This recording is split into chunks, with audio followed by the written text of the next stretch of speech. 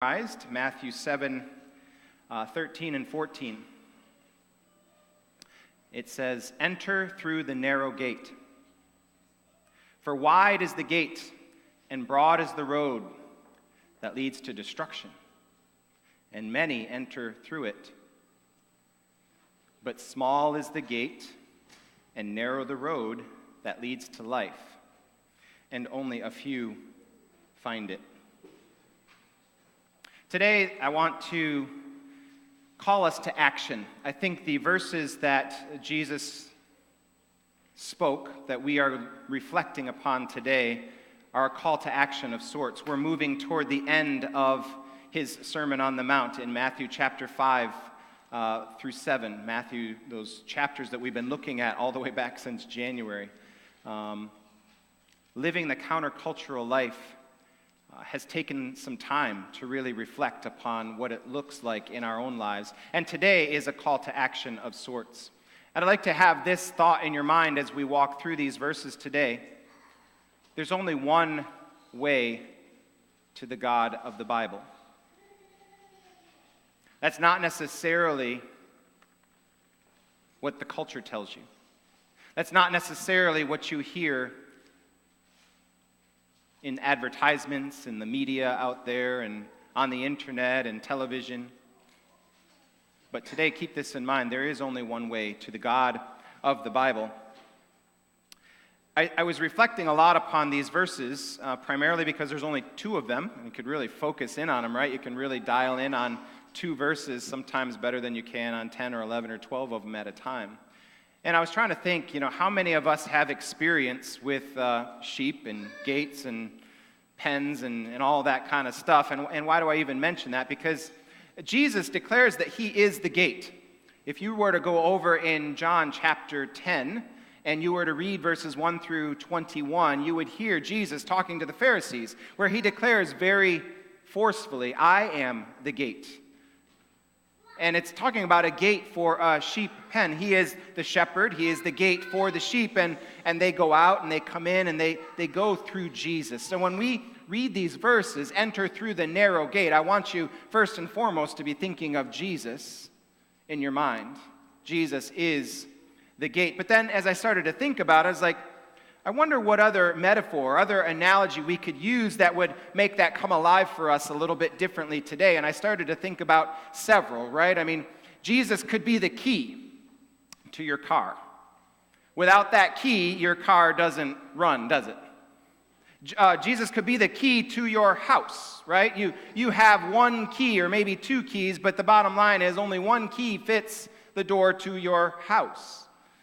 Without that key, you can't go in and out of your house. You get this idea that there's an exclusivity to Jesus and what he offers. And the analogy that I really settled on was this idea of, imagine with me for a minute your favorite concert or your favorite event that you just have to get to.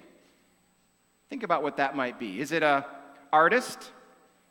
Sadly, it could be any artist, right? But is it Drake, or is it Taylor Swift, or is it one of those guys, or is it somebody different than that? But imagine you've got to get to this concert, or maybe it's a ball game, the Super Bowl, or the World Series, or maybe it's a performance of Hamilton on Broadway, right?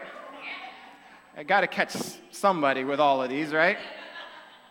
Imagine your ticket. Imagine that ticket. Now imagine that ticket was bought for you. Imagine that you not only had a ticket to get in, but you had a VIP ticket. You had a ticket backstage. You had a ticket to know the people who were involved in the concert. And some of you would be salivating at the opportunity to get to this particular concert or this particular event. Some of you would just be like your whole world would change. You would plan this out for months in advance. You would rearrange your schedule. You would do everything you could to make it to this single event. And then as time went along, you would be orienting your travel plans. Maybe it was out of town, maybe it was local, but you would orient everything you did around this single event. And you had the ticket. It was already paid for. But imagine now you're on the way to your event, And imagine as you're going to your event, you get a flat tire. You'd be mad. You would be mad.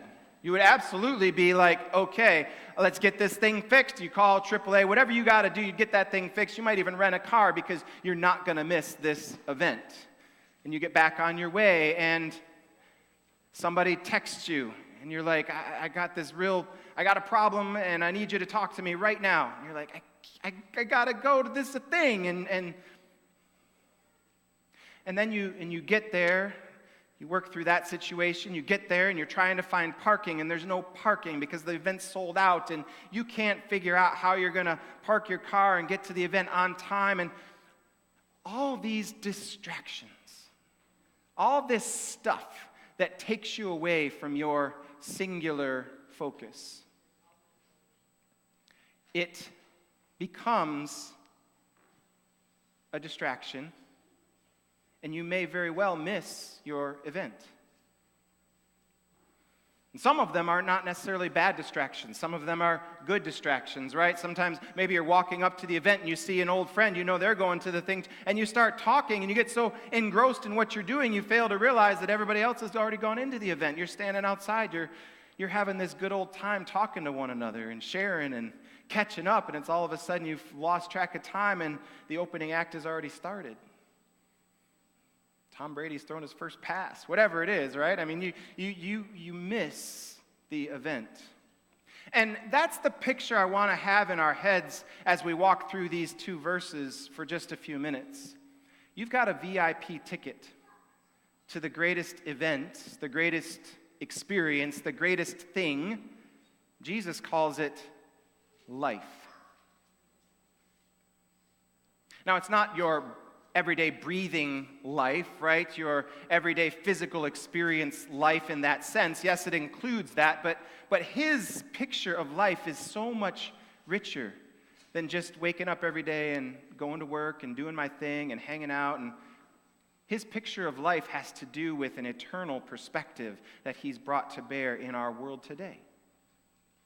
And he's calling us to life. It is the biggest event, and he's given you a VIP ticket. Just like he says, I am the gate, I am your ticket, right? There is only one way. John 14:6 says, I am the way. This is Jesus talking. I am the way, the truth, and the life. No one comes to the Father except through me. There is only one way to God, and that is through Jesus. And Jesus now tells his disciples, enter through that narrow gate. For wide is the gate and broad is the road that leads to destruction. And many of your friends, many of your family, many of your acquaintances are on that road. They don't even realize it. But that's a road that they've chosen. That's a road that they continue to choose day after day after day by the choices that they make and the people that they involve themselves with and hang out with. Many people are on that road, but small is the gate. That VIP ticket, there's only one that's just for you. And narrow the road, it's like that path walking in the wilderness. I was in the woods. Some of you saw it on my Facebook. I was in the woods on Thursday. It was a little hot in my office, and I decided to get out of my office. I had to finish writing my sermon. Maybe it was Wednesday, actually. And so I was out at Durand Eastman, and I hiked down one of the paths, and I went off the beaten path a little bit and set down my chair, and it was on a big hill, and I was kind of looking over the hill and that sort of thing. But I tried to take some pictures of the path because it was a nice narrow path that they didn't turn out, so you wouldn't have seen them. But that's what I was thinking the whole time is here's this narrow path. And to get off of that path, there was nothing to guide me, right? There's a lot of things that could have distracted me. There was many instances where I tried to avoid what I thought was poison ivy. I still can't quite tell it from anything else, but regardless, right? I mean, there's many different things that can pull us under when we get off that narrow path. And that's just helped me to envision, enter through the narrow gate. Enter through Jesus Christ. Jesus is calling us to action in his sermon. Jesus is saying all of these things that you have learned up to this point, it's up to you to embrace them. It's up to you to internalize them. It's up to you to give me your heart. It's up to you to trust me with all of who you are and know that I have your best interest in mind. It's up to you to be on that narrow path. That's your choice. But do it. The parallel passage over in Luke, if you were to turn to Luke and chapter 13 and starting with verses 22 and moving on, you would read where he says the same exact thing, enter through the narrow gate. And then he goes on to talk about how there's going to come a time when that door is going to be shut. So it got me to thinking, when it says enter, let's just start with this thought. First of all, enter. Let's take action, right? That's what this is all about. Let's take action. But then he uses the word enter, and it got me thinking, enter what? Enter through the narrow gate. That's what he says. But is the gate a destination or a starting point? I had to reflect on that one for a little bit. Is the gate a destination? Enter through the narrow gate. It almost makes it sound like we're crossing the finish line when we say enter through the narrow gate. It's kind of like I've lived my life and I want to cross over into heaven. I want to make sure that when I cross over, it's through that narrow gate, right? But I was like, no, I don't.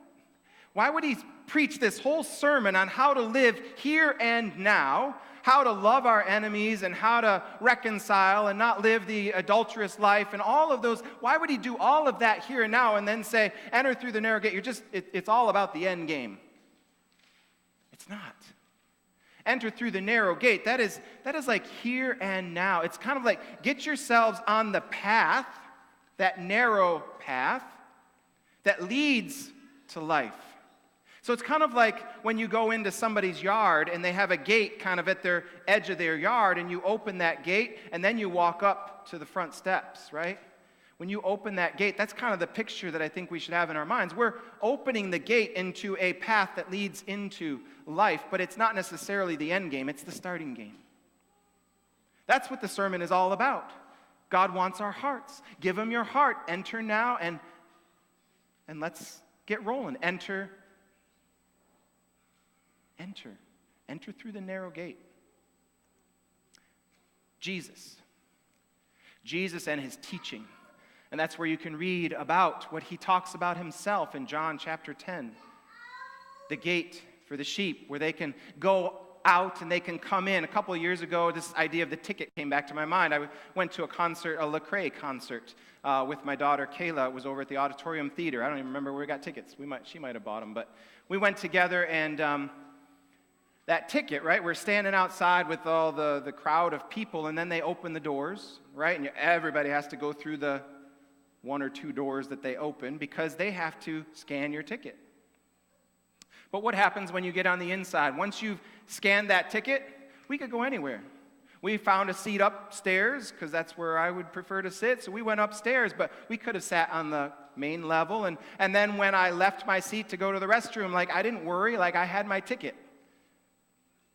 I could go anywhere I wanted. And in fact, I could have left the auditorium, come back in. Sometimes they don't let you do that, but in this case, I checked. They could have done that. But the bottom line is that's what Jesus is talking about when he says, I am the gate. The sheep, they can go out, they can come in. This is in John chapter 10. And they know that I love them, I care for them, and I am the way for them.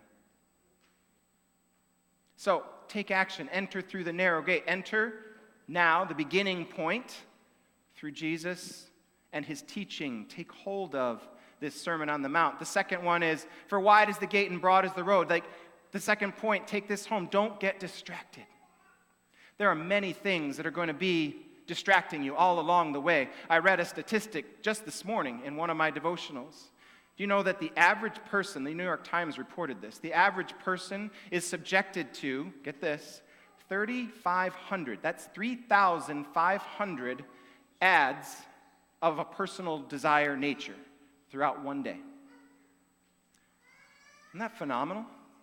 3,500 ads we are subjected to throughout the course of a day for things that they think you and I would want. Talk about working hard at not getting distracted. There are many, many things that are vying for your attention, telling you what you need, telling you how to live a life, telling you how to be more fulfilled, telling you how to take care of those desires, those cravings that you have, how you're going to meet those needs. All of that stuff, it's bombarding us day in and day out and day in and day out. And we choose to let some of those things in. Some of those things just bombard us. You're driving down the street and you're seeing advertisements all over the place, right? But some of them we choose. By the TV that we watch or the internet that we take in, the news feeds that we go to, all that kind of stuff. But don't get distracted. Wide is that gate and broad is that road. There's a lot of people telling you which way to live and how to live and the things that you think you should do, they think you should do. There's only one option that brings true life. And that's Jesus Christ. Now, it doesn't necessarily mean that we become isolationists, right? It doesn't mean that we pull back and that we don't engage in the culture around us, that we don't live in the culture around us. Just that we are much more aware of what our focus is. If we are not focused on the narrow road, we will very easily get distracted. Let's not leave that VIP ticket on the counter at home, right? It's very interesting when you read the passage in Luke, when the door gets shut, people are knocking on the door, and the owner, God, says, sorry, the door's closed. I'm not opening it again. And they're like, but we sang with you, and you did things in our community, you did things in our street, and we experienced you, and we were with you, and Jesus is like, oh, I never really knew you. You thought because you came to church, and you thought because you did this or that, and maybe you read your Bible occasionally, you thought all of these things, but I never really knew you. And you know what? That door is shut, and I can't open it anymore. You had your chance. That's a scary thought.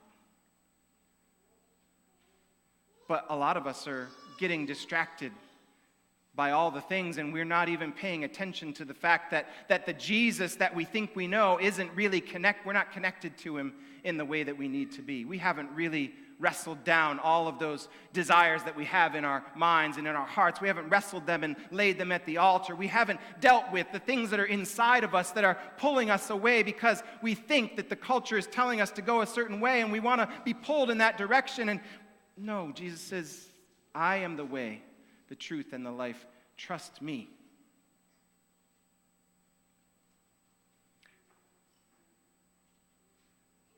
I started to think about small is the gate. And I started to think about sometimes that makes it sound difficult. But small is the gate and narrow the road. And is Jesus really saying that it's difficult? I kind of wrestled with that one. And maybe I still am to a certain extent, because I think that there is some difficulty in that challenge. Enter through the narrow gate. The countercultural life that we've been talking about living, it's not an easy life, is it?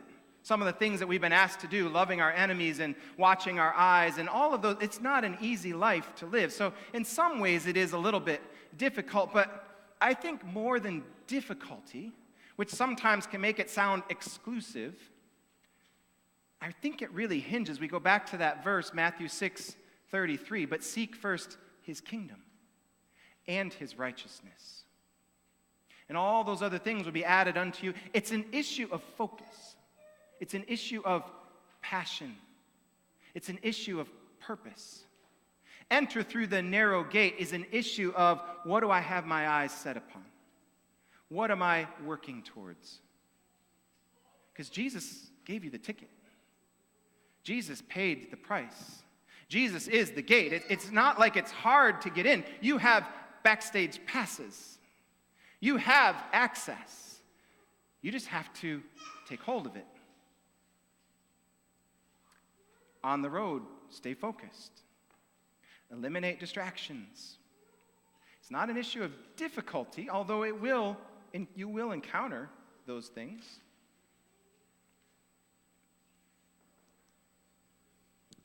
Small is the gate, and narrow the road that leads to life. The third point today is expect great things. If you were expecting to get into that big event, that one thing that you just know you couldn't live without, like it would just change your world, if you could be a part of that, you would be highly anticipatory, expecting something phenomenal. Even if it bombed, you would probably come away and say, man, that was a great time. How many of you would say, come on, really? Like, it could bomb, right? You could go see Hamilton on Broadway, and it just didn't quite live up to everything that was in your head. And you'd come away, it would still be a good time. We expect great things in this world. And Jesus is saying, life. I promise you, life, eternal life, life transformation, life that changes the world around you, life that changes your own circumstance, life eternal. Psalm 16:11 says, I have made known to you the path of life. Jesus, David is talking about God and his relationship with God, and God is saying, I have made known to you the path of life.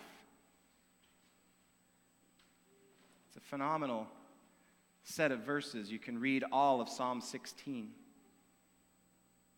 Talks about having eternal pleasures at God's right hand. Eternal pleasures, things that we know nothing about. We can't even comprehend because we're so consumed with the day-to-day and the little pleasures that kind of make us feel good in the moment. We have no idea what an eternal pleasure really could bring us. But we have to wrestle that down. So Jesus' call today is to take action, enter through that narrow gate. And don't get distracted, because wide is the gate and broad is the road that leads to destruction. There's a lot of people vying for your time, your attention, your path to God, and they're not going to get you there. Because small is the gate and narrow the road that leads to great things called life. And it says, as it says in Luke, only a few are actually going to find it. That's maybe the scariest part of the whole thing. Let's not just think we're on the right path. Let's make certain that we're on the right path. And I think that's an appropriate transition for us into communion today. Communion is an opportunity for us to take stock of ourselves, right? To come before God and to open up our hearts and say, Lord, forgive me. Renew me, restore me. I know what you've done for me.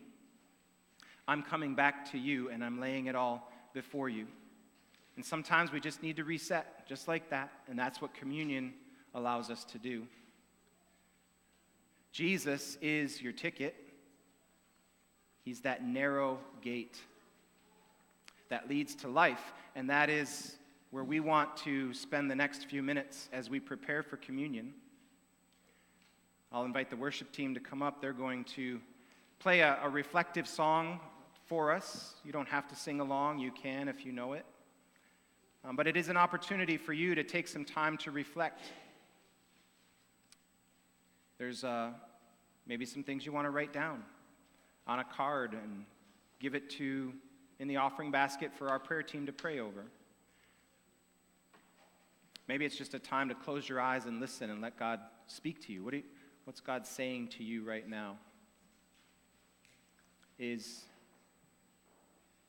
you say with 100% assurance that you've got that ticket and you've turned it in and you're living that life that Jesus has called us to live, the life that he's outlined for us in the Sermon on the Mount, the life of a disciple of Jesus Christ, to be truly like Jesus? Can you say that that's your life today? Because if you can't say that, then take some time and reflect on that and ask the Lord to show you where you're not quite there. It's not as if he's standing over you to condemn you. He says that in John, right? I haven't come to condemn the world. I've come to love the world, to invite them to know me, because to know me is to know life. To know me is to know truth. To know me is to know the abundant life. John 10:10 that Sarah started earlier in worship.